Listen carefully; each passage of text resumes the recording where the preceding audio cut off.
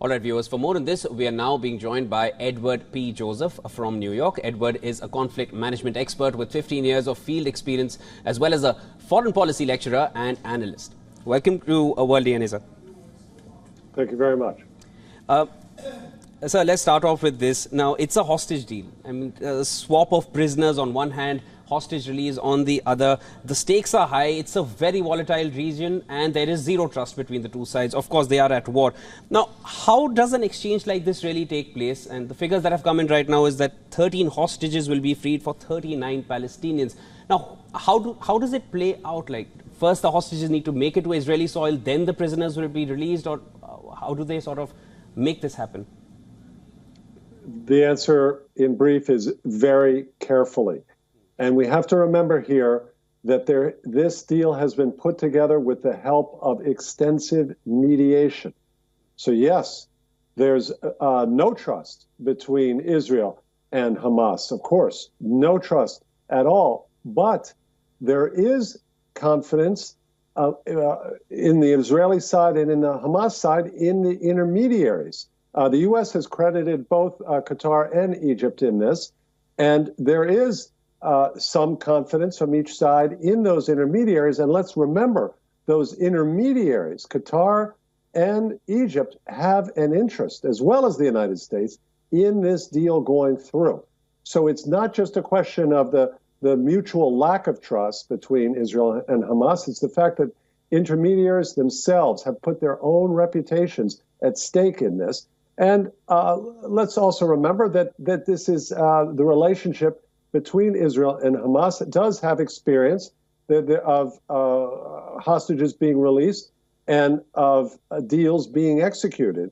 So it's not as if there's no history whatsoever of deals being effected between the two sides. And in this case, the hostages themselves, there will be a role for the International Committee of the Red Cross, actually, of having a hands-on, on-the-ground role of escorting, apparently, these hostages that were criminally taken by Hamas, criminally held by Hamas. And you heard what Foreign Minister Cameron of the UK said about this, about hostage-taking. He said it was a terrorist tactic.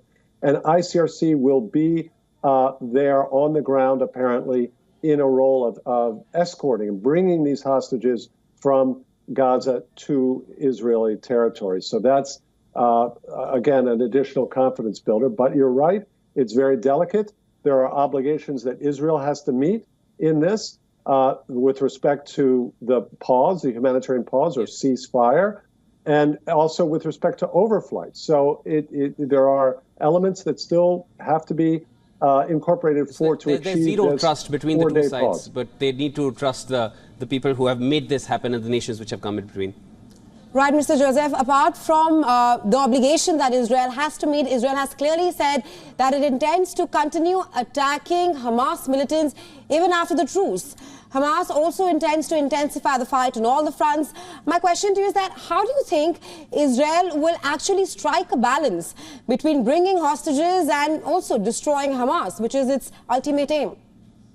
Well, I'll get to that question in a second, but let's first anticipate what we hope will be this pause, desperately needed pause for Palestinian civilians who have been battered since actually Hamas launched this war on October 7th. But Palestinian civilians desperately need this respite from Israeli bombardment, and we must hope that that is the case. And we also hope that these Israeli parents and relatives for those children, as mentioned, who do no longer have parents, thanks to killings by terrorists from Hamas, that they also, these families of hostages and Israelis in general, get relief from the release of these hostages. Now, coming to your question, look, the way forward here, it doesn't necessarily have to go back to war, not in any sense of the term.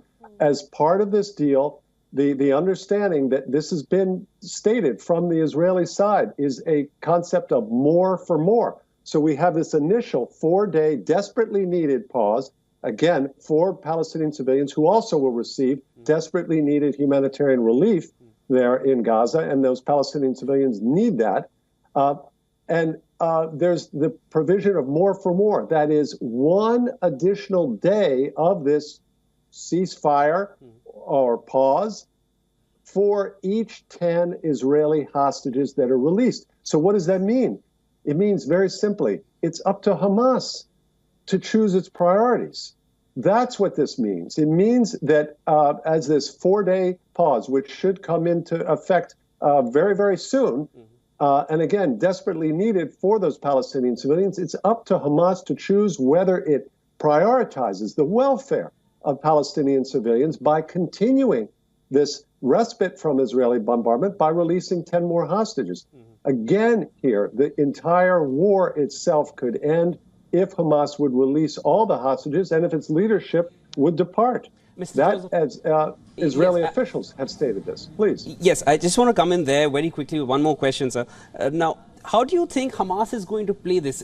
Now, I just want to quote here, the US President Joe Biden said that he hoped that a 3-year-old American girl would be among those released in the first batch of hostages which are sent out. Is there some kind of hostage value that Hamas is placing on the hostages that it has? Is it placing high-value hostages as opposed to other hostages depending on which nationality they are? How do you think they would be evaluating which hostages to release first? Do you think that would be a process in their minds?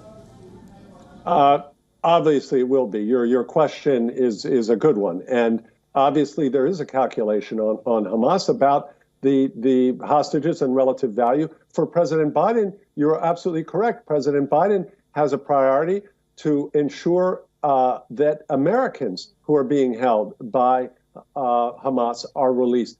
And you heard, again, Foreign Minister Cameron, former Prime Minister of the United Kingdom, also mentioned that there are British citizens among those hostages, among other nationalities. You have to remember that Hamas criminally and its associates criminally grabbed even individuals from countries like Thailand that have nothing whatsoever to do with this conflict. And that should say a lot to your viewers about the nature of Hamas, which even Bernie Sanders, who has called for an end to the Israeli bombardment, Bernie Sanders, calls Hamas a terrorist organization and has no hesitation in doing so. So we have to remember who we are dealing with, who the Israelis, the United States, the Qataris, and the Egyptians are dealing with in Gaza. And it remains very difficult. And as I said at the beginning, as this desperately needed pause takes place, it will be up to Hamas to decide if it prioritizes Palestinian civilians by continuing to release Israeli hostages and continuing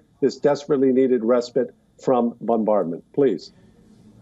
Always a pleasure speaking with you, sir, and getting from your experience in the field as well. We will definitely be in touch for more details as this continues further. This is, of course, one of the first deals that has happened, hoping the hostages make it back at the earliest. Thank you so much for joining us. That was Edward B. Joseph joining us from New York. You're welcome. You're welcome. Thank you very much.